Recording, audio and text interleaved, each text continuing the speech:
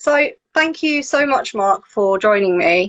For anybody who doesn't already know who Mark is, I'm sure that everyone does already, but Mark is a internet personality and author.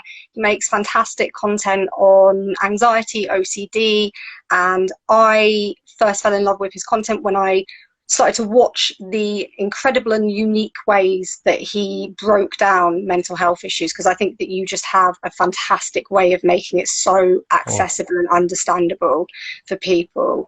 Thank you. You're welcome. Honestly, I'm a big fan, and I'm so happy that you've come on to chat. Obviously today we want to speak about OCD and relationships, but before we jump into that, it'd be really good to chat a bit more about your personal experience with OCD. Okay, yeah. So, no, thank you for having me on and reaching out about this. I think so for, people who aren't familiar with my experience with mental illness, I kind of had all sorts of issues, which I didn't realize were issues at the time. I was doing things like I would just stand in front of my stove and watch it. I wasn't using knives. Some of my earliest memories are about kind of just going into these week-long panic attack / anxiety episodes where I would just spend every waking minute ruminating about something, checking something, doing compulsions. And so that was very much my life for many years. And I would get so into compulsions, but then I would also just work really hard. So I might, spend weeks on compulsions when I was in university, but then I would just stay up all night to finish whatever project and get it done. And so I didn't see a problem with a lot of that. Even when I was things were really bad with mental health, I would just see violent images all the time, whether it was me walking upstairs and I would see myself falling and like my teeth getting smashed in and I would feel it, or I'd see, whether it was myself stabbing people or people getting run over by cars when I was just out on the street, or me getting hit by cars. And that just became really normal. So even when I finally went to get help, I didn't even mention that stuff because I just thought there's a fear around it, right? And I just had a really creative brain. That's what I thought. And so I initially went to get help for depression and addiction. Through that process, they were like, some of the other stuff you're doing isn't like normal. And then I ended up getting help with OCD. And learned that I didn't have to do all of the things that I was doing. And then that began this journey of making changes, cutting out all the compulsions I was doing. And then starting to share that with others. Yeah, I don't know. Yeah, what was your experience like back then when you were first kind of noticing, oh, my brain does stuff? Similarly to you, so I developed OCD at like the age of 7. It was really early on for me, around the time when my parents were divorcing and there was a lot of kind of chaos in my home life, and I'd had a lot of responsibility put on my shoulders, a lot of having to kind of console my mom and be the kind of rock in my family, and it was quite traumatic. And I think I developed at the time an overinflated sense of responsibility, a feeling as though I could kind of fix things, I could prevent things from happening. And that's really around the time when my OCD thoughts started to pop up. But I, like you, I wasn't aware what was going on. So I spent many years kind of, similarly to you, being scared of knives and having kind of, sexually intrusive thoughts and harm thoughts and real event thoughts that were from, the age of 7 all the way through adolescence. And as you can imagine, OCD, as you mature, OCD matures. So the more that I was kind of, growing up, the more content was being flooded. It wasn't until my early 20s when I'd reached a crisis point that I finally got my diagnosis. And it jumped from so many different themes. So for me, one of the things that it really focused on was relationships. And And for many years, I hadn't put the two together. I'd spent so many years kind of jumping from these relationships where I felt as though I was scared of, whether they loved me or not, whether I loved them or not, fixating on so many different topics and themes.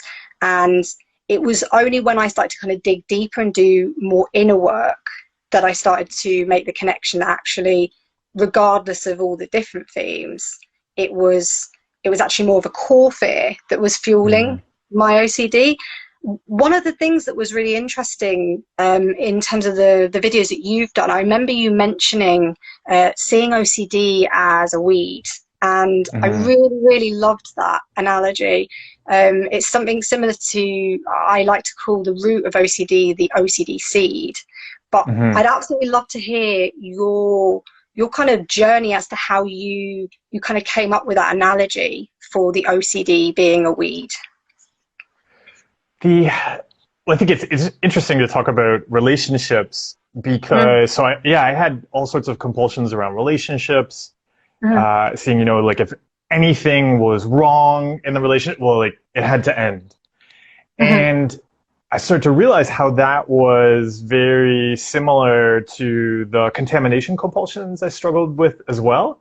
That it was really the same thing. Like I was very focused in this very pattern, kind of fundamental way that things needed to be perfect. And if a thing, I judged it as wrong, that meant, oh, like that thing is now contaminated. Yeah. And so I was doing that in all sorts of ways throughout my life, like, oh, I can't touch that anymore, or I have to now chase this feeling of being clean around me. But then I was doing that in relationships too, where either something would contaminate it, where I was saying like, oh, that person likes this thing, therefore they are contaminated, end that relationship. Or I would be chasing a feeling in the relationship, like in the same way that I would chase a feeling of like being clean or something. But of course, the more I would do that, the more I would feel unclean. And then the same in the relationship, the more I would chase this like feeling of this is the right relationship, or this is the one, or this, this special connection is there, of course, I wouldn't feel it. And so it was experiences like that where I started to see, oh, like these are the same things. Yeah. And so when we're looking for a root, so sometimes, I find like a seed is the great way to think of it. Sometimes it is a particular fear. And so it was useful to see how even in contamination, I was often trying to control what other people thought about me. I didn't want to spread a disease and hurt somebody because then everyone would hate me. Likewise, with the relationship, a lot of the compulsions I would do were also about controlling either what my partner would think or what other people would think about the relationship. So there's that. And then there's also the pattern there. Just this pattern of needing to get things right is another one of those roots or another one of those seeds that also needs to get ripped out. Because as long as I had that pattern, I was practicing it in my life, my brain was going to be very logical, because it's like, well, you need everything else to be perfect. So of course your relationship also needs to be clean. Yeah. And so, it was seeing both those patterns and those common fears needed to get ripped out everywhere. Because I think too, we often notice, my relationship troubles me. But those patterns are happening in all sorts of areas in our lives that don't trouble us. And I realized I had to cut those out too. No, that makes complete sense. And I think as well, another thing to factor in, at the moment with lockdown and connection is a priority for so many people. We only have to look, on the types of content that people are watching at the moment, the fact that, Zoom's gone through the roof, that social media is probably seeing the best, metrics it's ever seen. And we're constantly, looking to social media, looking to television and to fiction for our idealized blueprint for what love looks like, right? So, I don't know if you've heard of Alan de Botton. I don't know if you've come across him. I know of him. Make documentaries or something like that, right? So he kind of does does a lot of speeches. He's like a philosopher, and he really focuses. He's written a couple of books on kind of romanticism and kind of the death of romanticism. But basically, he talks about the media being the reason as to why we kind of fall into these patterns. You know, the fact that we are watching content and archetypes that are very two-dimensional and then comparing ourselves. And that can be an extremely damaging thing. You know, when we talk about cognitive distortions and we talk about emotional reasoning, we hear so many statements in the media, by, you know, word of mouth, like trust your gut, when you know, are they the one? I wondered what, like, if you have any like common, you know, myths about relationships or love that you've heard. So I love, that you brought up like the trust your gut when you know, just like, so unhelpful when we've been struggling with our brain, because then that's just like this like one-way express ticket to compulsionville. We're like, what does my gut mean? Oh no, it feels like this and this, and it creates all sorts of challenges. I think, like, absolutely.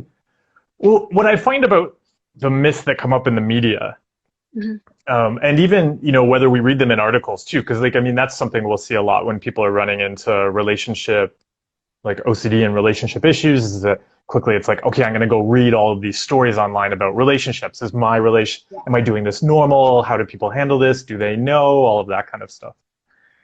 And it helped me to see, like, we look for these kind of like rituals to manage uncertainty. And so we are gonna look in the media for, okay, because I don't understand what's going on with relationships. I don't understand what's going on with my feelings, but here is a ritual, and they say they did this particular ritual, and then they found the one. And then so we try adopting those rituals, and of course it's this like manufactured. It's no different than watching a Harry Potter movie and going, oh, this is the way to make myself disappear, or make a deer appear out of thin air. But yeah, the ones in movies around romance are just as fantastical. But we want them. We want to control this uncertainty so much. And obviously that's extremely damaging for people with OCD in particular, because, you know, the more that we're looking and we're trying to compare, and then we're, you know, checking our feelings, checking our emotions, checking whether, you know, we compare to these fictional roles, the more that we're validating the belief in the first place that something's not right, that something's amiss. And so then we're perpetuating those, you know, those validating those beliefs and strengthening those neural pathways. So I mean, obviously we can, you know, have a way to rewire that, but it takes time. But I wondered whether there was any tips that you have for the audience that can help people to start moving away from cognitive distortion. So I agree. I find it's great you even bring up like the term like cognitive distortion. Like, so thinking about what I had to do in relationships, because I had all of these compulsions around relationships, and it helped for me just to start with, to even just start to recognize, wow, like, what if I'm wrong about all of this stuff that I'm thinking about, all of these feelings and all of these things around me? And so just being open to that, hey, like, what if this is not the only way to perceive what I'm feeling and to perceive relationships? I feel is just like the first, because it's so much like this knot that we've created, and absolutely we've tied some of the strings in there, and society has wrapped it in duct tape. Just starting to be open to the possibility that we want to loosen that. For me, that was like the key first step, was just being like, maybe I don't know anything about feelings. And so what if I just tried some things and I started to relearn feelings and relearn relationships? So that would be my biggest tip to everybody out there. Like, what if we don't like where we're at, what if we're just open to the possibility that there are different ways to do things? I really like that. I really, really like that. I think as well, being open to your feelings, as you said, being open to kind of looking at emotions as well as being neutral, because we have so many preconceived ideas about what we should and shouldn't be feeling. We believe, because of media, that we should feel butterflies all the time, that everything should be magical. And the reality is, and I can speak from experience, I love my partner, but there are days when, I might be grumpy and I might be irritable, but that doesn't mean that I don't love my partner and that I don't want to spend my life with my partner. But we can add to this feared story, and we can be very kind of polarized and all or nothing in our thinking. I think, again, it's about that awareness, being able to kind of see when we're going into that, and then being able to diffuse from that feared story and step back from it, and start to have healthier expectations of ourselves. We're human, we're imperfect, and that's okay. That's absolutely fine to be able to have days where you're not, as connected to your partner, and for it to not mean the worst case scenario. So important. Yeah, I love that you brought that up too, and even talking about diffusion around these feelings, because we do, so much of the struggle comes from getting really attached to a feeling and then expecting it to be there and totally constant. Or if there is a feeling we don't like, being like, well, this shouldn't be here, it can't be here, what does it mean? And I think we often get pretty comfortable with the idea, okay, I'm not my thoughts, and thoughts are things I experience, and we're going to practice diffusion with thoughts, but feelings, they are me. And just starting to also see, no, that's something, I can be really grumpy today, I can be disconnected, and that doesn't change this relationship that I'm building. Yeah. And like learning that, I find, is maybe it does, I don't know if what you find in your experience, like it does seem like thoughts, there's a lot of talk around it, but then maybe it comes back to media too. We get many more messages about like gut feelings and stuff like that. And so we get this idea, oh, well, I am the feeling, and the feeling is me, and the feeling is kind of whispering the future to me. But starting to practice diffusion with that stuff too is, it's been so helpful. I really agree with that. And I think, there's a really wonderful poem by Rumi, which I think it's called the Guest House, maybe. And it talks about treating your emotions as visitors rather than as a resident. And I think that's a really healthy way to look at it, is that they come, and if we don't resist them, if we're able to kind of be present with them, we can allow them to move on. But when we try and, push them down, what we are doing inadvertently is communicating to that brain that there's a threat, there's danger, and then the brain, the reticular activating system is going to go, and it's going to be looking. Something that I often talk about with clients is, if we look at an example of a person who perhaps has had an early experience, perhaps they were attacked by a dog, and they walk down a street, and they're going to be, looking perhaps at, any sign of, a dog walker. If they hear a bark in the distance, they're going to be, on hyper vigilant, high alert. And then you maybe jump to another person who hasn't had that experience, that walks down the same street, and they're just listening to their music, thinking about what they're going to have for their dinner that evening. It's the same street. Whose reality is more real? It's just the perception of that reality that's changed. Right?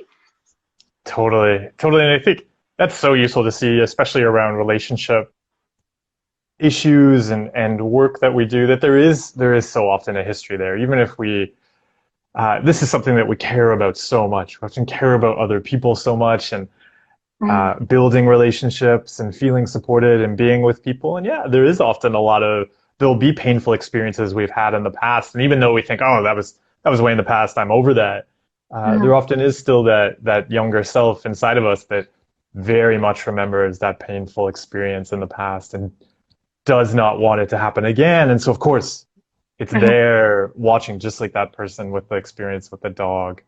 And I've heard, like having compassion towards that, understanding, like being able to see maybe some of those roots there, like, oh yeah, why is my brain trying to protect me right now? Well, of course, I had that experience in the past, and things are different now. So what do I want to teach my brain Mm-hmm. about, this street, whether it's a real street or it's a path we're walking in a relationship? Mm-hmm. Yeah, what's a useful way to walk it? I really, really Yeah. like that. I really like that. And again, I like what you said about, chasing it back and going back to your analogy of the weed. I Mm-hmm. think that the thing that really resonated for me with, looking at the patterns, we can get so caught up in this obsession or Mm-hmm. this particular thought or this particular feeling. And actually, again, we dig back and we see that there is a pattern, there's that core fear. And often with, in particular with ROCD, I mean, from my own personal experience, I obviously had a difficult earlier life, and my dad had been absent from a very young age. And so I'd had that rejection, that loss. And when I started to kind of make those connections with the relationships, the ROCD later on in life, I started to realize that really what I was doing was my OCD was trying to protect me misguidedly. Fundamentally, it gets it very, very wrong, but it's a coping mechanism. So Yeah. it was trying to push people away, because what I imagine it was saying, if it had an actual, voice that could speak, it would be saying, nobody can leave if there's nobody left to leave. Mm-hmm. So yeah, and I remember you saying something along the lines of, the three things for you was the fear of death, Mm-hmm. the fear of resources, I think was the other one, and I'm not quite sure of the other one, but I remember that really standing out to me. I wondered, the thing that you kind of spoke about, and this is something that I really resonate with, but I'd love for you to, talk about and share, is, working with the uncertainty around the core fear. How do we go about that? How do we go about exposing ourselves to that? And so good. So the third one was relationships. Mhm. Okay, so And that yeah, goes spot on really for this chat. yeah, and so it's perfect. And maybe that's a great way to talk about working on that uncertainty, because I found it was about seeing, sure, like in a relationship, okay, that may trouble me, and that's kind of a thing that seems acute or Mm-hmm. significant. But at the same time, I was trying to control uncertainties around relationships throughout my life in Yeah. all sorts of ways I saw were normal. And so Mm. I find that it's starting, so actually noticing that acute fear, and then kind of turning and looking, okay, so I'm really afraid of like being abandoned, being judged by people, nobody liking me, etc. Mm. Where do I try to control that in maybe ways that aren't as severe, Mm-hmm. but throughout my life in ways that are normal? Because that's how my brain then is logically learning. Like if I need to control what random coworker thinks about me, then certainly I need to control what this person who I care about thinks about me. And yeah, like the brain's being totally logical. So it's things like, Mm-hmm. for example, around relationships, when I think of things that I changed that were normal, really changing how I would get ready in the mornings, because Mm-hmm. I saw that was very much about judging and controlling my body because of what Mm. I thought other people would think. And I was putting in this daily morning meditation on what's wrong with me and what are other people going to think about me. Mm-hmm. So of course, then my brain was like, well, this must be very important. We meditated on it every morning. And then looking at communication was a big one. So both, for example, I would always like reread and rewrite and check everything multiple times before sending it. Go back to messages I'd already sent, reread text messages. Trying to find all of these different meanings and things. Do you think, Avoid. Mhm. no, do you think that social media is kind of responsible for a lot of that? Do you think? Well, so actually, I think with social media, it was because I do a lot of social media now, and I would say what it was about changing why and how I do it, so that Mm-hmm. social media itself is not the issue, but how we interact with it. So Mm-hmm. really switching to an approach that's proactive and about sharing who we are and being Mm. honest and open about who we are. Because yeah, Yeah. absolutely. In the past, it's like, oh no, I've got to control what people think, and I've got to check how are Mm. people interacting with it, and I've got to take a long time and make sure I make no mistakes and all of that. Mm. And so actually that's another great way, like learning how to be yourself on social media, be open on social media, post quickly around values instead of controlling what others think. and not go back to check. Yeah. All great ways to start to work on that root, because you're showing the brain, yeah, I'm not going to control what other people think, and I'm not going to check what other people are thinking. But absolutely, if we're using social media all day to be like, what are people doing? What are they saying? How do they respond? How do I look? Then Yeah. yeah, the brain is learning. Yeah. I completely agree with that. And I think, the brain is malleable. So we can begin to do these practices. And this is something that comes up a lot is, when people kind of start doing the work and they feel, it doesn't feel natural. It doesn't feel like I'm doing it and it's working. They feel as though they might be in denial, or that they might be kind of lying to themselves. But it is about committing and being patient and really kind of turning it into a practice, a daily practice. It's, as you put it, it's about kind of exercising the mind, right? Totally, because we already have, like, looking back, I can see I had tons of daily practices around anxiety to make anxiety worse. Like, I had no problem going for a 2-hour drive and just being anxious the whole time, having conversations in my head. And it was just starting to see, like I was totally okay with putting in all that practice time, totally okay with spending hours hating on things. But if it was to spend any time like liking myself, giving compassion, gratitude, or something like that, maybe I could get by with like 30 seconds. So it does feel fake at first to start to learn a different way of doing things, because we spent so many years getting awesome at checking and controlling and being anxious. And being cruel to ourselves often, and being quite judgmental. I think as well, one of the things that really helped me when I identified the core fears that I was working with was reparenting. So really kind of going back and looking at, what is it that my inner child, this part of me that's vulnerable, that feels as though it's missed out on something, what can I offer that part of myself? And how can I soothe that part and find inner resolution so that I'm not stuck in that state, stuck in that place?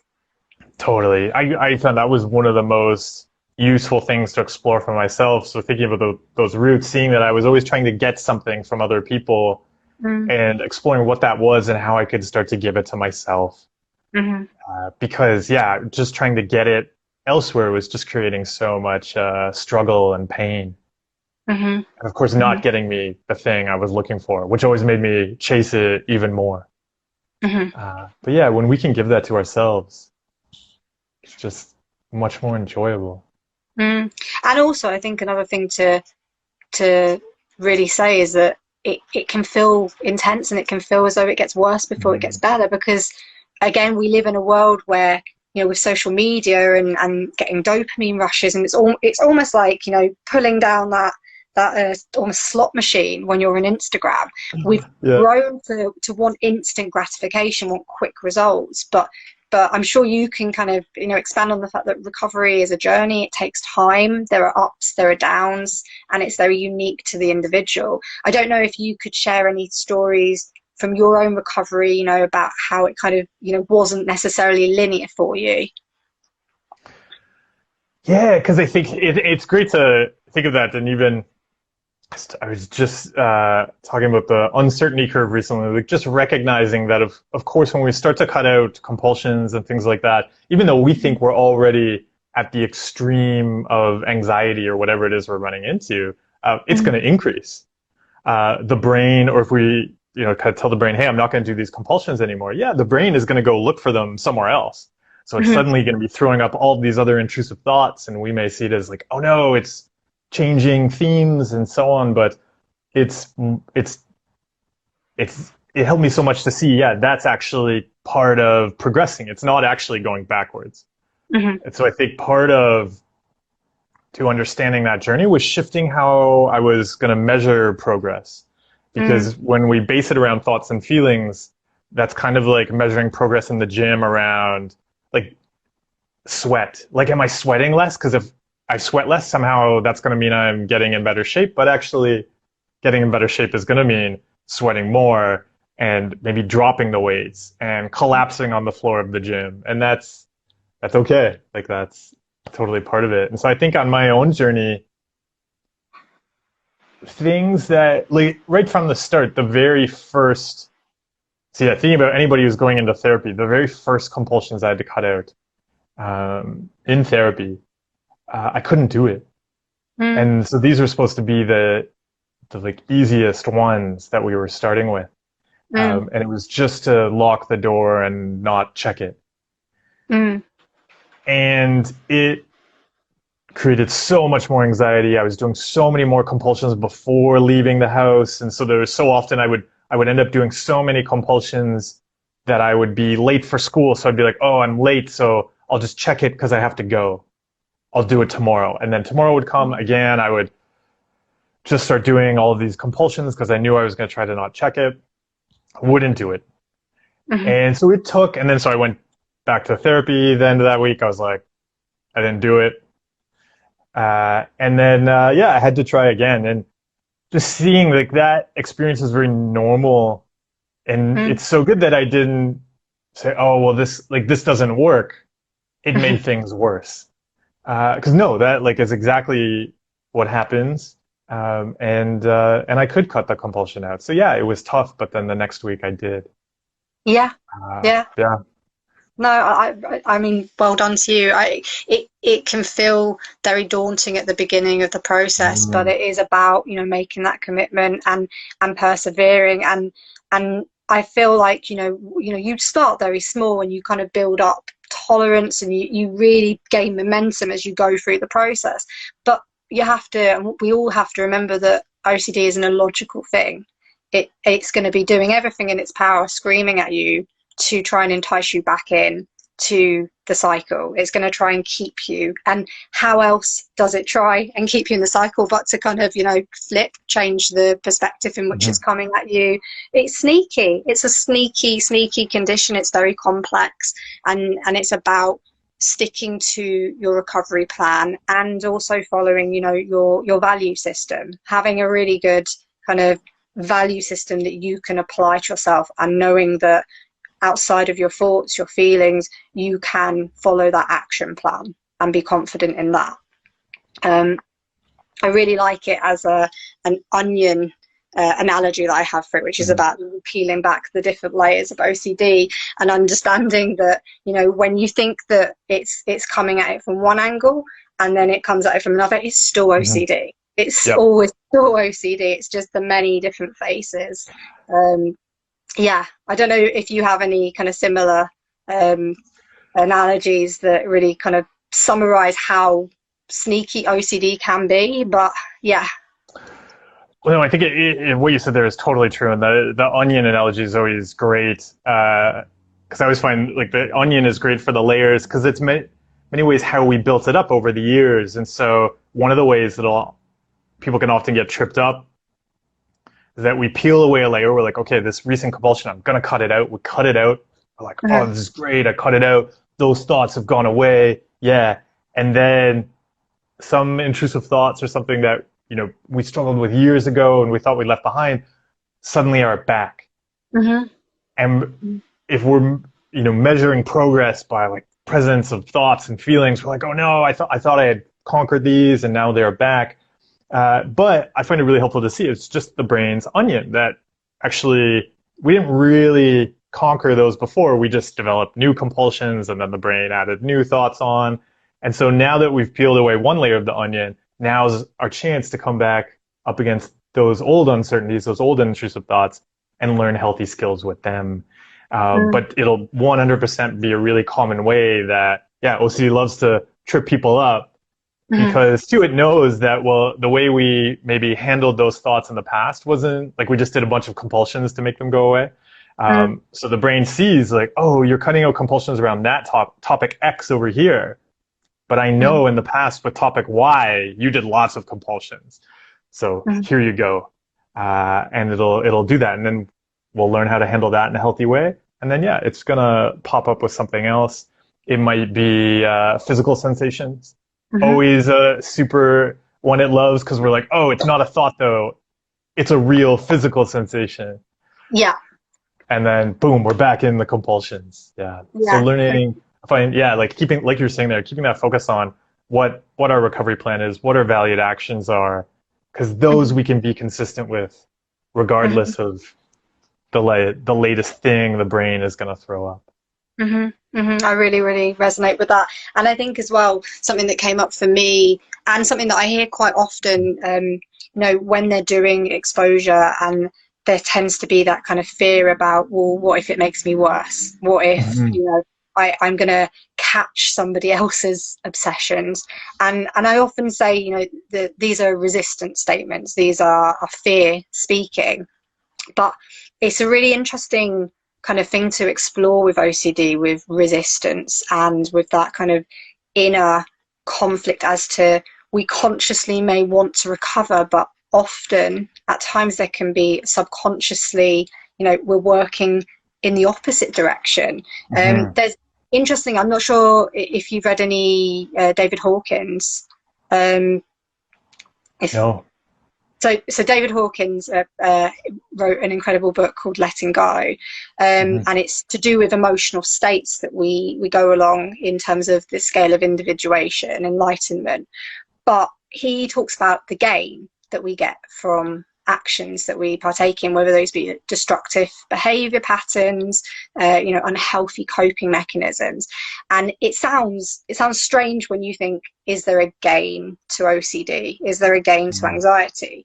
But when we start to, again, peel back the OCD onion and we get down to the kind of really, the bottom of it, we start to see that OCD misguidedly does think that it's protecting us. It's got it extremely wrong, but we've developed it as a way to cope with our environment, cope with the anxiety that we're carrying around. Funny enough for me, to kind of give an example as to what I mean when I talk about gain, I had kind of got to a point with my recovery. I was doing, exposure work, and I was also, really, really feeling consciously as I was really committing to it, and I was really pushing myself.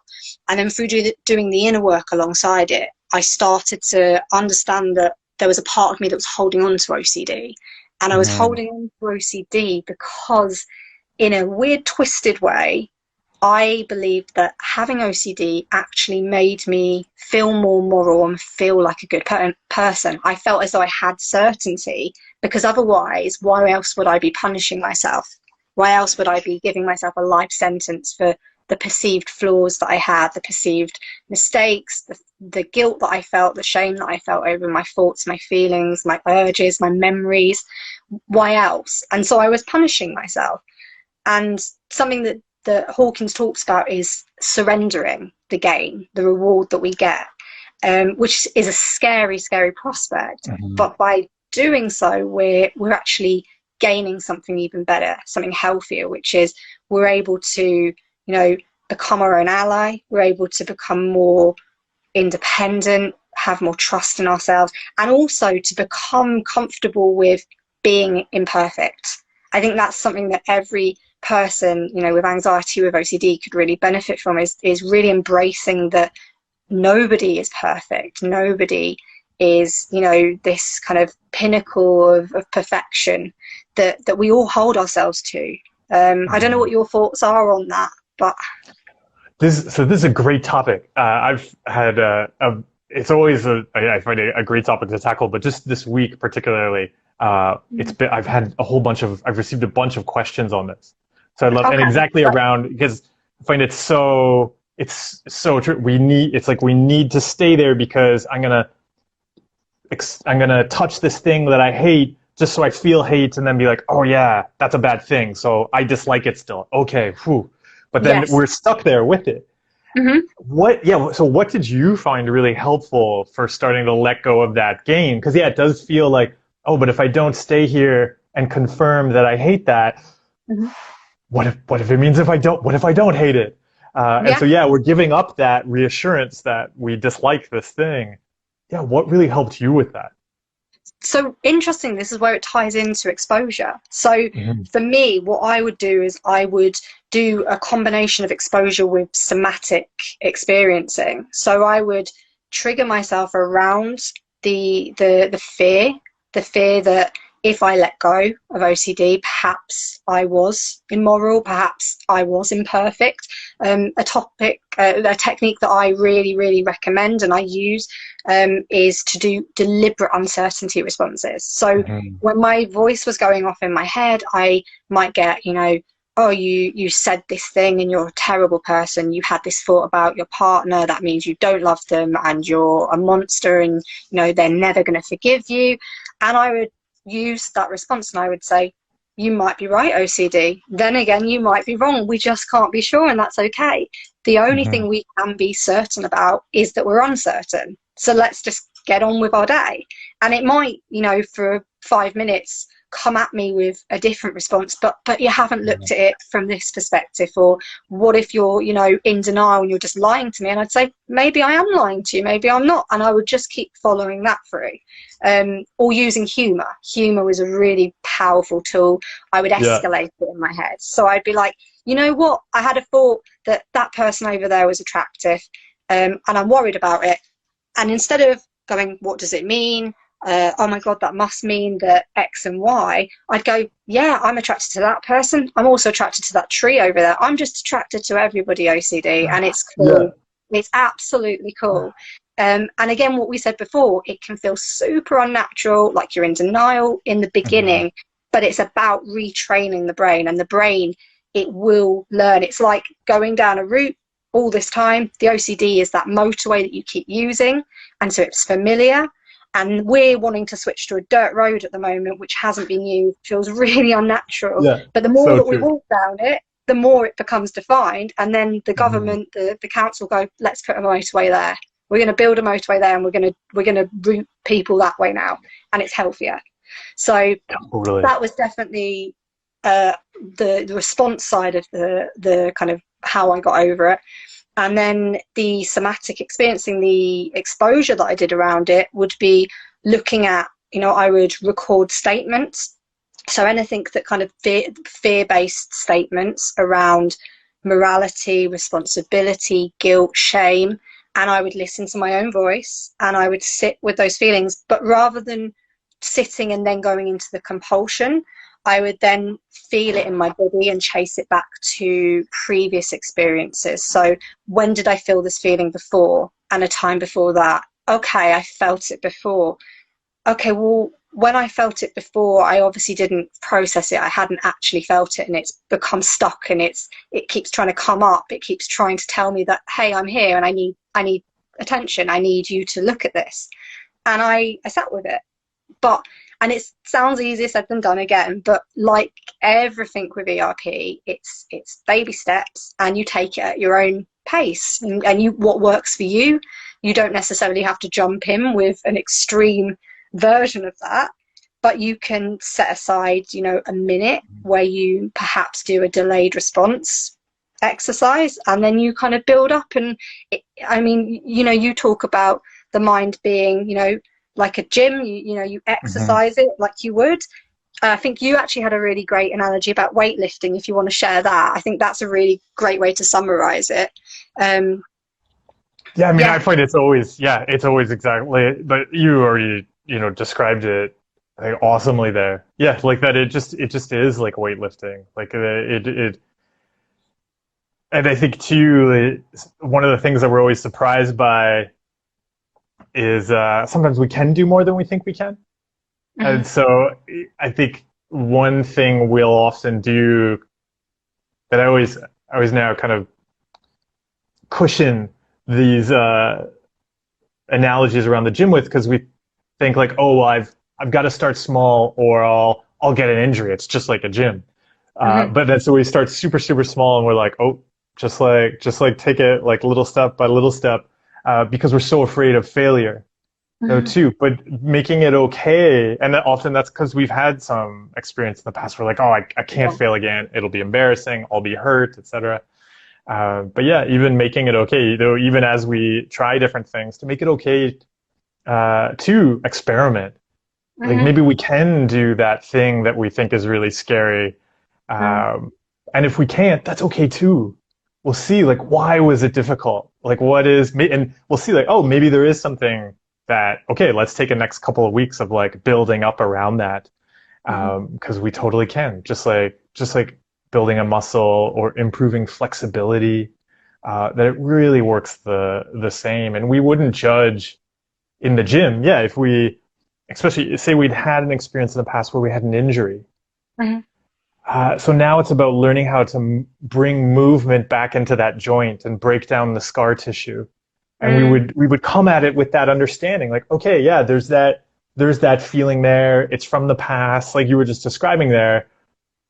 How do I now learn skills to move this experience in a healthy way? Yeah. And then we do. But yeah, we do it with that compassion and that understanding of the past. And that's totally okay. But I think so often still around like mental health stuff or emotional stuff, this feeling like I must pretend like I've never had an injury, everything, I am strong. Yeah. And no, like we can be vulnerable. Yeah. Yeah. And that's exactly why with VRP you would start very small, exactly like the gym, and you just build up. You have your hierarchy and you work up at your own pace. So I always, every time I've ever heard you talk about that analogy, I've just thought it's spot on. I love the way that you kind of break down mental health and make it so accessible. Another thing that would be really, really helpful to talk about would be why certain people have found lockdown so hard in relation to OCD. And in particular, our OCD, a lot of people are saying that they're finding that their ROCD is flaring up at the moment. Yeah. I think there's a couple of reasons I find seeing. One of them is just that this is a big thing we don't control. Mm-hmm. And so kind of like I was talking earlier, the brain sees a big thing we don't control, and it looks at, oh, like what's a thing you've got experience controlling in the past? Mm-hmm. And so sometimes it's just that. Like I find it useful sometimes to think of the brain as an uncertainty smoke alarm. It is I love that. simply assessing like, oh, there is uncertainty here. And the way the alarm goes off is with intrusive thoughts, often around something totally unrelated, but something that we've practiced compulsions around before. Because the brain's like, my first pandemic, but I know you've got experience controlling relationships. So I'm going to give you some relationship worries. You're going to go chase some control. I'm going to be happy. So some of it's that. But then like speaking of the gym, we have suddenly been knocked out of an experience of being out around people a lot that really helped us consistently expose ourselves to uncertainty in human connection. And for a lot of people, that's suddenly been taken away. And so it's exactly the same thing that would happen if you were going to the gym, several times every week, and then suddenly you couldn't go to the gym. We wouldn't expect you after 6 months, a year, to be able to lift the same things, to be able to run as far. Like in fact, running, when you think about it, like if you've been running several days for weeks, months, and then you stop, it takes very little time for you to lose your endurance. And so the same for a lot of people might be happening around relationships and human connections too, because we're not getting that regular practice. And then another issue that I've seen come up a lot is just like suddenly people, when it comes to dating, they can't date in the way they may have in the past. Yeah. They may have been like, I know when I struggled with relationships issues in the past, so much of it was me getting reassurance from physical contact. Like, oh, this person slept with me, therefore I am likable. But then, of course, I would just have to go and get that same reassurance again. So if somebody's been in a practice of that and suddenly they can't do that, the brain is going to be sitting there, just screaming for, quick, we've got to get reassurance, we've got to control. It's not healthy, but it's of course going to generate this response in the brain where the brain's going to be looking for other ways to get compulsions as well. And then also, we love building and growing relationships. And so if that's interfered with, of course we really struggle with that right now. What are you seeing? How are you seeing the pandemic impacting people in their relationships? I agree with everything that you've said. I think just to add to that, I think, OCD latches onto and attacks the things that we care about the most. And, Mhm. our worlds through lockdown, through everything that's been going on, has become so much smaller. Mhm. Our worlds have shrunk. And so whereas we normally have all these kind of variables and all these different uncertainties, now our worlds are more tunnel vision. And what's Yeah. more important at the moment but, human connection and relationships and family. Because when we talk about ROCD, we're not always only talking about romantic relationships. We can be talking about relationships with, family, with friends. So I think that, if we kind of look at it more from a broader sense, I think it Mhm. would be understandable that OCD would be latching onto that at the moment and trying to control what little there is to control at the moment. Totally. Um, Totally. I think it's very aware. Like, because we don't, it's so normal for us to be going around seeing lots of people. mhm. Um, Suddenly, if we're not seeing lots of people, the brain's picking up on that. It's probably like, what have you done? Like, nobody wants to be near you now. Yeah, definitely. Mhm. Our brains notice that and want to control it. Makes Mhm. sense. And we've got a fair few questions, Matt. So I wondered whether Oh, we could sure. jump in and maybe help answer a couple of questions. A question that's come up about how we can help. How can you explain to a partner that you're going through ROCD, and how can you communicate that to them without upsetting them and supporting them through it as well? I think that's a great question to cover. Mhm. Yeah, and one that comes up, right? Yeah, all the time, because that moment you're struggling with ROCD, if the partner says, "Oh, what's wrong?" Mm, Yeah, there's a very high chance explaining what you're thinking about right there is going to create mm, some issues in the relationship. I think there's a couple things. Like one, uh, I really I really find it valuable when partners know not to give reassurance, like partners that know about what's going on. mhm, And so it's yeah, if somebody's working with a professional or something like that around these issues, mhm. asking to do a session with your partner, like with Absolutely. everybody together, is the professional is going to be fine with it, Mhm, and it can be so useful just to learn. And two, if people out there like parents and kids, so useful for everybody to sit mhm, down and have that discussion about what's going on, what's going to be useful, because mhm, it's so tough too for a partner if even if they know and then their partner is cutting out compulsions, but then they're like, oh, I just want to get reassurance right now. It's mhm, really tough for the partner to see them struggling and be like, no, I'm not going to do it. mhm, So having that discussion is so useful. And then what I always come back to, like I think as a society we've approached mental health in a way that's very problem focused. And so we have mhm, this idea that rather than talking about the skills that we're working on, we just talk about the problem. mhm, And I find it helpful with partners to look at like what are the things we want to do together. mhm, So not that I have to confess to my partner that like I struggle with swimming, I'm a drowner, all I do is obsess about drowning, but to look at, hey, like I really want to work on swimming and mhm, I want your support with taking swimming lessons and supporting me in like this is going to be a tough experience and there's a bunch of reasons why I'm afraid, but I really want to work on these skills. So in a relationship, on these healthy relationship skills, and what are they? And mhm, so I find I always like to shift the focus to okay, well, what skills do we actually want to build in the relationship? mhm. Yeah, how do you approach it? I think, well, again, I really, really agree with everything that you've said.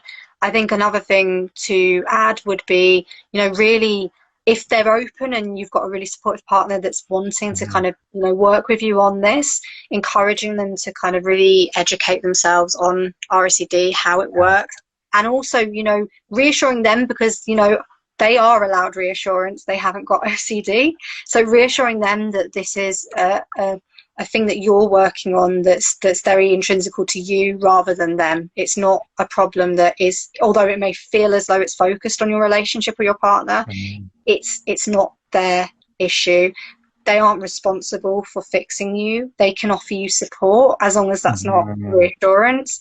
But that really, really making sure that that person knows that it isn't anything that they've done, that they somehow need to change, because it can be a challenging thing for a partner as well. We often look at just the person that's going through OCD, but the partner is very much involved in that journey. And I think that that's something to consider. Another thing to really stress is encouraging your partner to have separate them time. We all should be having me time, and I think that's really important, because we often look at relationships as a way to kind of fill the voids, to make us feel whole, but we have to be whole on ourselves and then come together as two whole individuals and work together.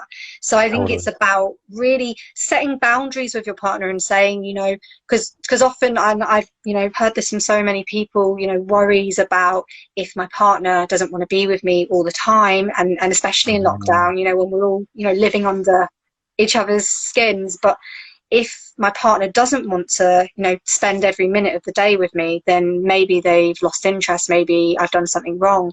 But having that agreement, sitting down, having an open, healthy dialogue and saying, I would like you to go away and have an hour a day where you have a rest and you do an activity that you love, that brings you joy, and doing that selfless, compassionate act for your partner, I think can really, really help, and bring you much, much closer.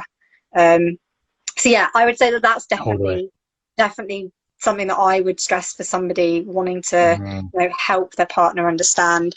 Let's have a see what other questions we've got going on. So we have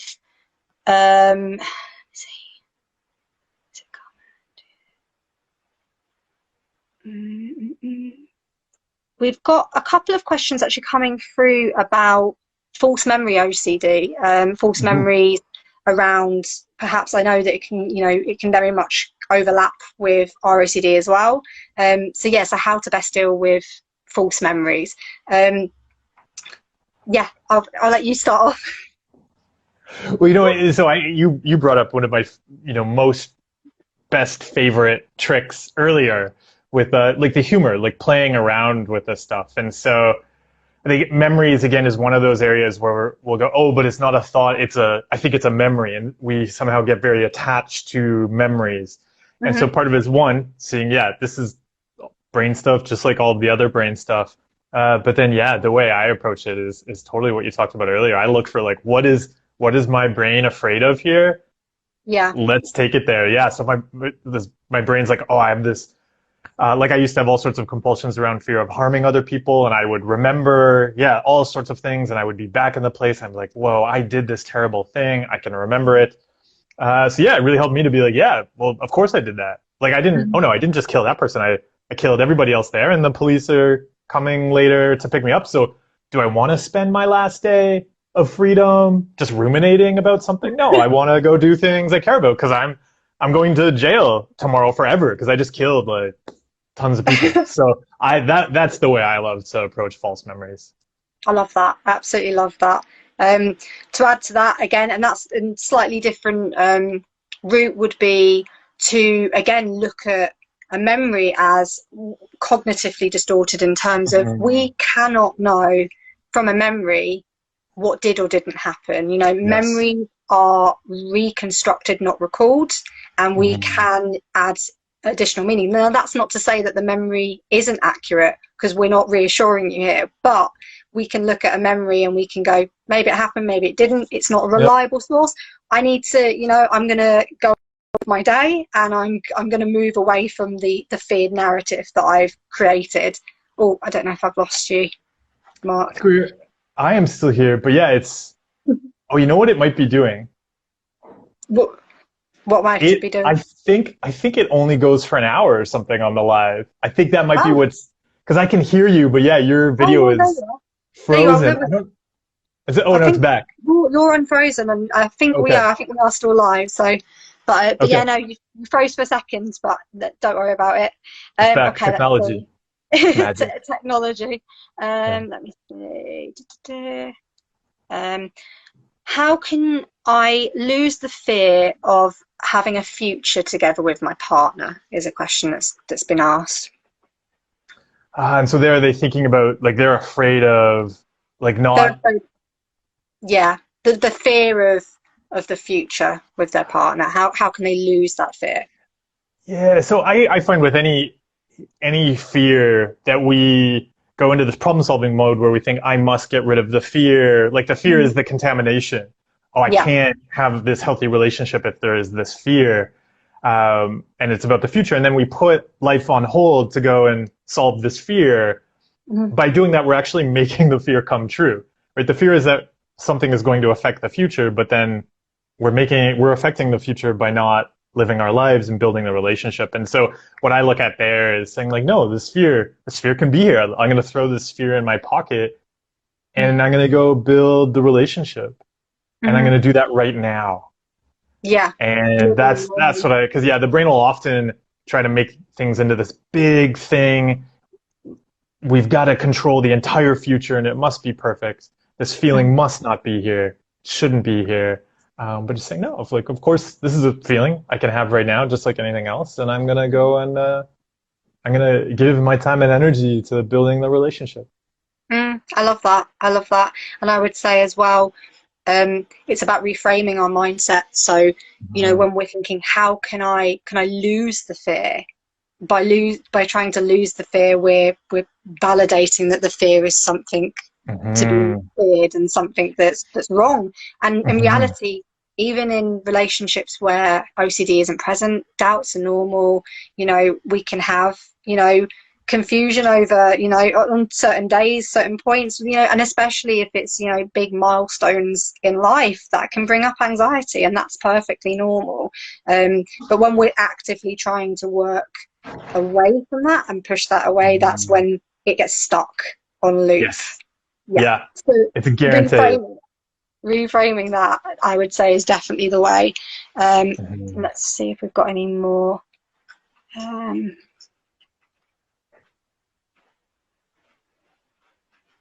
Magical thinking. Uh, Mm. can we talk about magical thinking and best practices to help with that? The yeah, magical thinking is another one where I find it is this kind of consistent pattern throughout, where we are looking, like we were talking about earlier, even like we see this uncertainty around relationships, and then we're essentially looking for this magic ritual that's going to control that uncertainty or control the future.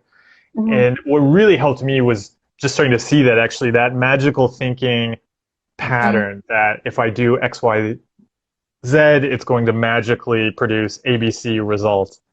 I was doing it throughout my life. In Mm-hmm. so many ways, I was constantly reacting to uncertainty by, oh, if I do this, that's going to control this.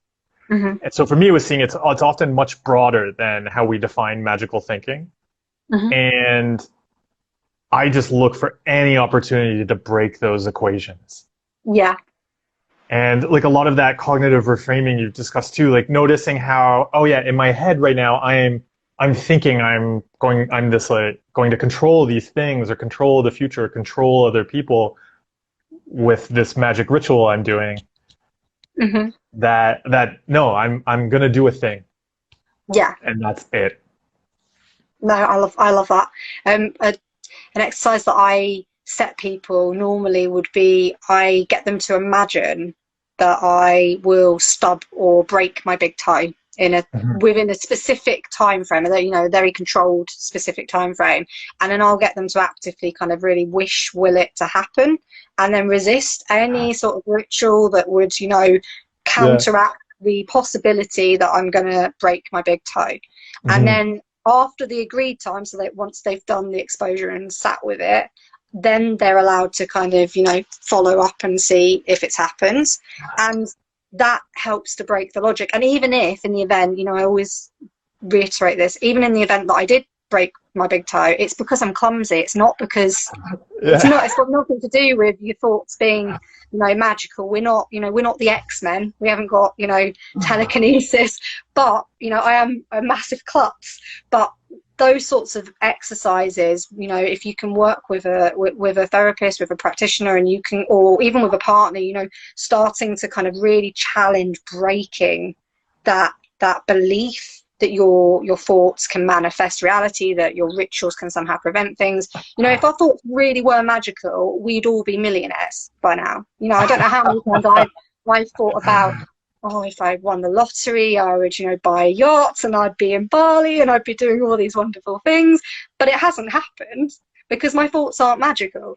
So yeah, I'd say that that's definitely what I do to kind of tackle magical thinking. Another question That we've is got awesome. is how can I stop doubting myself? My OCD thoughts say I'm not good enough. I find this is an interesting, because there's a lot of things like this in OCD where we're both afraid of something happening because we don't trust ourselves or we doubt ourselves. And so this is one of those areas where I find it's useful to be really flexible with exercises, because we might work on two things that seem really contradictory here. Like, it really helped me to accept the terrible thing will happen. To be like, because on one hand, I also want to show my brain, well, actually, yeah, if that happened, I can trust myself to handle it. Yeah. And so on one hand, I might tell myself, like, yeah, the terrible thing is going to happen. I'm going to do it anyway, right? So I'm going to have this feeling of doubt. I'm going to do the thing. And at the same time, also working on starting to trust myself. So I was consistently, and doing compulsions is one of the ways that I was teaching my brain this. I was consistently teaching my brain not to trust me. So, because I was constantly doing things to check, and implicit in me checking after I've done something is kind of saying to my brain, like, whoa, even though I know I've done this thing, I distrust myself so much, I'm going to go back and multiple times to make sure that I did it, because if anything goes wrong, I will fail and life is over. And so I found it was both learning how, like, purposely doing things when having doubt. And so, yeah, like a lot of exercises around stuff we do online, like posting things, like, you know, record a video, don't watch it, post it, things like that. Great exercises for that. But then also looking at how do we start to build trust with ourselves throughout our everyday lives, because we are so often treating ourselves like an employee that we do not trust, we have to micromanage, and they are going to screw up at any second. And yeah, the brain learns. Yeah, no, I really like that too. I'd say as well, it's back to what we've said before, you know, working with the core fears. So I would go back to reparenting as well, you know, trying to follow through with, well, when did I start to feel the lack of trust for myself? For me, to use myself as an example, so I had a lot of obviously doubt, and I wouldn't, you know, I wouldn't go for things in life because I would always have that inner critic saying, you know, you're okay, but you're not quite good enough, or it would always be kind of like working, you know, behind the scenes against me. And for me personally, what I found was that because of my earlier, you know, experiences, I had actually had quite a lot of, you know, comments, and the environment that I'd been in had been quite challenging and also quite critical of me, and I had been made at times in my life to feel as though, you know, I was incompetent, I wasn't, you know, up to scratch. I had quite a lot of, you know, you're okay but you're not quite good enough. And so that voice was internalized, you know, the voice of the people around us, you know, peers, caregivers, you know, media, even, in fact, social media. All of the information that we're taking in is being stored and is becoming part of our understanding of who we are and who other people are and how we relate to that. And in particular, obviously, the imprint period, you know, 0 to 8. But this can happen later in life as well. We can have, you know, difficult relationships, and, you know, bullying is another one. You know, people with OCD, you know, the NHS even say that people with OCD are at higher risk of having been either traumatized or bullied or having difficult experiences, and that kind of going on to, you know, help towards the development of OCD. So yeah, I would definitely say that going back to that point, and actually connecting with that part of yourself and giving that part of yourself what they needed to hear at the time. So for me, it was going back and kind of consoling that part of myself and saying, hey, you know, you don't have to listen to these external things, because I've got you and I'm your ally, and I'm gonna take you back with me. I'm gonna unstick you from this point that you're stuck at, because what we find is that when we kind of go into that fight or flight response, we're really going into an age regression. We're going back into that young or that vulnerable part of ourselves. That's the part that kind of hijacks us and comes up. So if we can learn to soothe that part and instill confidence and self-esteem in that part's going to become our biggest cheerleader and supporter. And then it's going to be telling us, you can do this, you can, you know, go on live. If I told myself 10 years ago that I'd be on a live with you chatting now, I would have laughed, because I couldn't even speak in school. If they got me to read, you know, a sentence in school, I would be shaking and panicking. And now I'm, you know, speaking to you and, you know, working on a, you know, social media platform. And that's through doing that sort of work and changing that part of myself. I don't know whether you have any experience with, you know, particularly doing inner child work or any sort of, you know, age regression work. But yeah, I think it's super transformative if you can commit to doing it. Absolutely. I find, no, it's super helpful. I always think of it like in exactly the way you were describing it, like reaching out my hand to take a younger version of myself that I'm tasked with babysitting for the day, and I've taken them to an amusement park. And so it's like that younger version is so scared to get on the roller coaster. So how do you show him, no, like this is, and yeah, absolutely. He's got some experience in the past. He tried to go on a roller coaster. He fell out. Now it's like, no, like I'm going to take you on there. We're going to have a good time. And so often in so many experiences, we are taking that younger version of ourselves into that experience and showing them a new way to do this. Totally understanding that, of course, they're scared of it, and it just makes sense. Like, it's we're there with that kid that we've got to babysit for the day. And so like treating them, because of course we wouldn't yell at them and be like, you should do this. You like, no, like we would be like, hey, like I understand why you're afraid, but this is a thing we can do, and it's actually going to be fun. It's actually a thing we want to do, but I know why you're afraid to do it right now. Such useful work. I love that. I absolutely love that. So we've got another one. How do I manage mentally analyzing or bringing on the thoughts myself? When I hear the word analyzing, I'm always like, oh, don't do that. Just don't do that. I'd be curious with the bringing on the thoughts ourselves. What I like to focus on, because I find the brain is so good at throwing up the thoughts and such that we hate, that I'll often look at actually pursuing those things we want to do more of, like you were talking about there, those things where we thought, oh, I'm never going to do that, or that's terrifying. Finding ways to do those actions, and really the brain will take care of bringing up the thoughts. Yeah, I'd say the brain will bring it up organically, and we have no control over what thoughts or feelings come up. We are merely the spectators.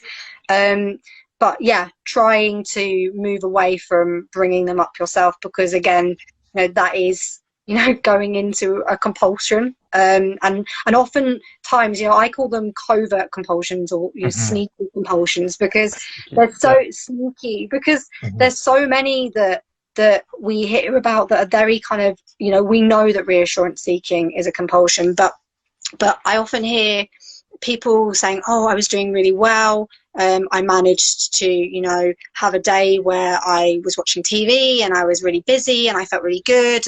And actually what they're kind of, when we break it down, it's, well, are we using these activities as ways to re-engage with our day whilst also being mindful of what's going on and being able to kind of be present with OCD without doing compulsions? Or are we using this as a way to avoid and distance ourselves as a compulsion? So I don't know whether you have any thoughts on that. No, I think what you were bringing up there is great too, because it reminds me what we were discussing earlier around like gain and we're Hmm. chasing. Like often that ends up Yeah. being one of the reasons because yeah, we're either distracting ourselves or we're bringing up those thoughts because it's this like, oh, I just got to check and Hmm. make sure. Yeah. Oh, okay, because then the analyzing is like, ooh, am I having the right feeling around this thought? Or, oh no, I brought up the thought today, but I wasn't scared. What does that mean? Like, does that mean, and then it's Mhm. off to the races. Yeah. And I think as well, I know we've briefly covered this, but if we put expectations on ourselves as to what we should be feeling, nine Hmm. times out of 10, we're going to create the opposite effect. You know, if you tell yourself every single day, I need to wake up, I need to jump out of bed like a Disney character, and I need to be excited by life, Yeah. then if you feel anything, even like 2% less than what you've set yourself, there'll be disappointment. There'll be, Hmm. I failed somehow. What's wrong with Yeah. me? And then looking at social media, looking at other content and going, but they look happy. Why do I not look happy? And then we go into that investigation, logical Yeah. mode.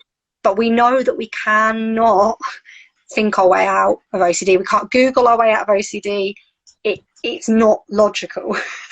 um, so we've got another question here. Could we talk about how to address the fear of death? And I know that this is one that you personally struggle with. So, yeah.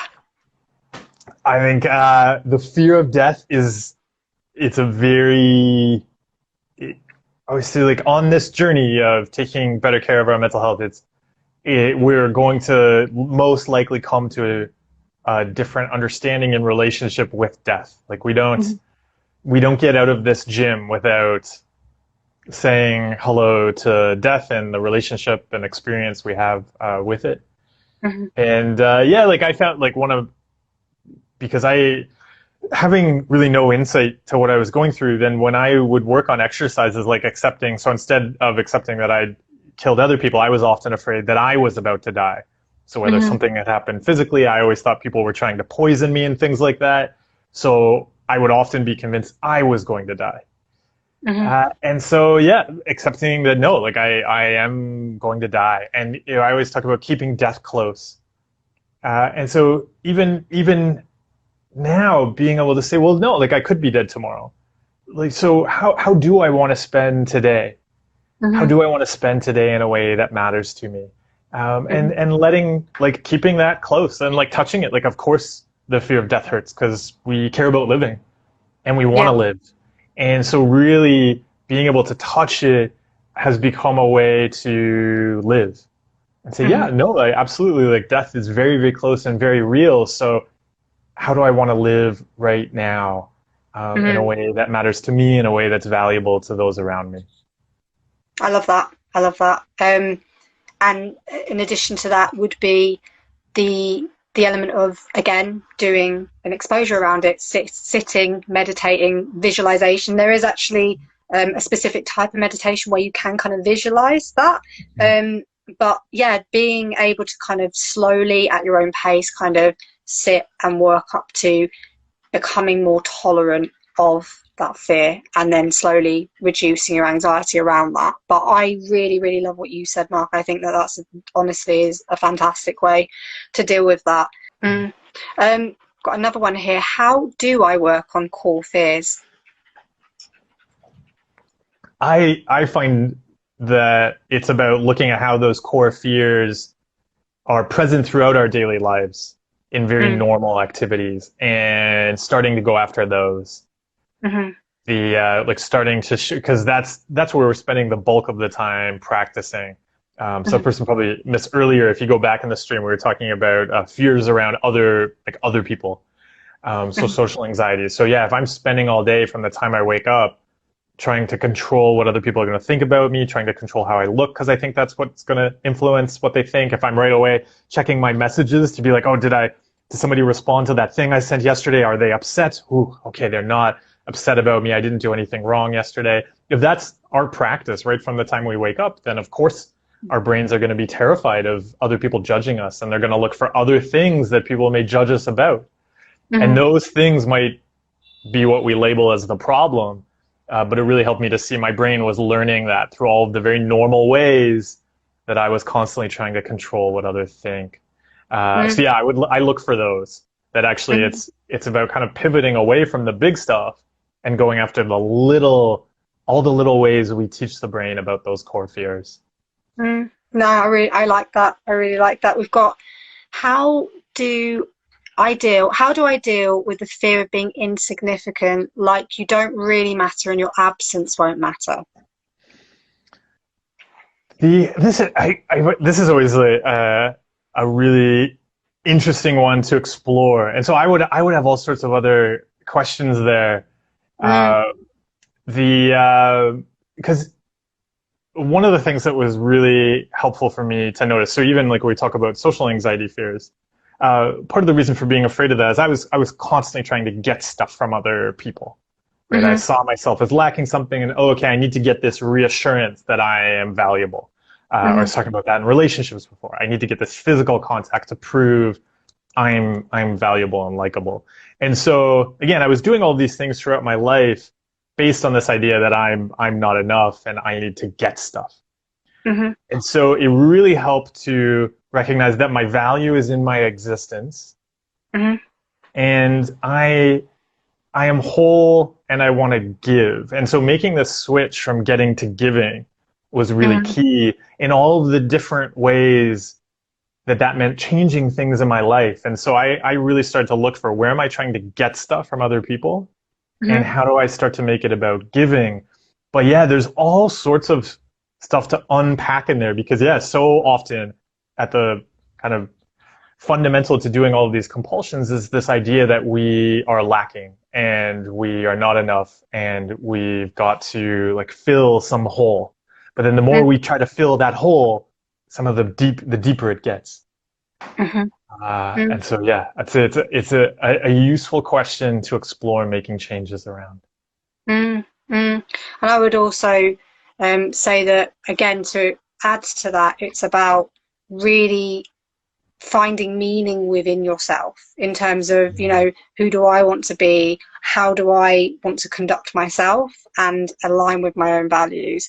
And again, yeah, looking at yourself as a whole person rather than looking at other people as being able to validate your worth, because nobody should, you know, be the source of your validation. You are a whole human being, and that inner ally, that work that we were talking about before, about really kind of becoming your own cheerleader, that really helps with that transformation, with not seeking that from outside sources. So true. Yeah. I feel like, I mean, we could chat for ages and ages, and I honestly, it's been an absolute pleasure speaking with you, and I'd love to chat with you again. But yeah, I feel like we've come to a really good place with that. But thank you so much for chatting with me today, Mark. No, thank you for having me. Yeah, it was such a pleasure to explore this. And so yeah, thank you to you for sharing your platform and your experience and insights. And thank you everybody else who came by today. It's so great that we can have these conversations about this stuff. Yeah. Because yeah, we are all running into it, and we think, yeah, we're kind of alone in it, but right, these are such common experiences. Yeah, absolutely. And honestly, again, I would absolutely love to have you on again and chat with you, because I genuinely feel like we could just keep going, and there's so much that we could talk about. But yeah, thank you so much. And I'm sure that everybody has absolutely loved everything that you've said. Yeah, thank you, Mark, and thank you everyone for sending in your questions. I hope everyone has a wonderful rest of their days. Bye, guys.